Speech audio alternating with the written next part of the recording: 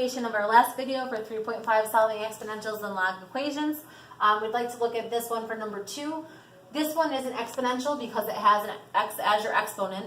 And we do want to clear out everything besides our exponent. So we're going to subtract 8 first. And that leaves us with 6e to the 0.25x is equal to 12. Even still, I want to divide by 6 to get the exponential by itself. So e to the negative, or just positive, 0.25x is equal to 2. Well, since this is an exponential, I need to get rid of the exponential and undo it by taking the ln of both sides. When I do that, this allows me to bring this power out in front. So I get 0.25x ln e is equal to the ln of 2.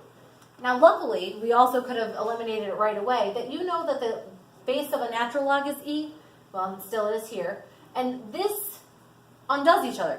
You have a natural log and an exponential, they undo each other, you have a power of 1, and 1 times anything is just the 0.25x is what you're left with, is equal to the ln of 2. When you divide by, just kidding, not x, but 0.25, it's really multiplying by 4 because you take the reciprocal. So we end up getting our final answer of x equals 4 ln 2. And whatever that is in a calculator as a decimal approximation, that's also equivalent. So x can be approximately point blah, blah, blah, blah, blah.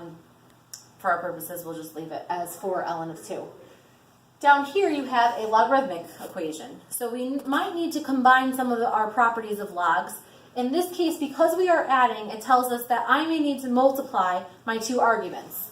So I end up getting the ln of 3x minus 2 times x minus 1 is equal to, and over on this side, I have this value out in front that can become my power now. So the ln of x squared. If we have the same log with the same base, which they both are natural logs, they both have a base of e, I can now set my arguments equal to each other. So I end up getting 3x minus 2 times the quantity x minus 1 is equal to x squared.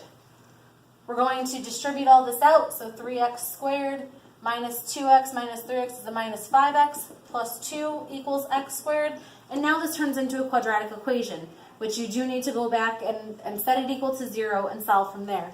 So this is 2x squared minus 5x plus 2 equals 0. When you factor this, you get a 2x and an x, a 2 and a 1, a minus and a minus, that gives you a negative 4x and a negative 1x to give you the 5x, equals 0.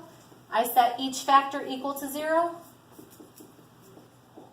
and solve that x is equal to 1/2 and x is equal to 2. Now, even though they're both positive, you still have to go back and check your answers. So if you substitute 2 in for x, well, that's a valid argument, that's fine. 2 minus 1 is still positive, so that works. 3 times 2 is 6, minus 2 is 4, also still positive.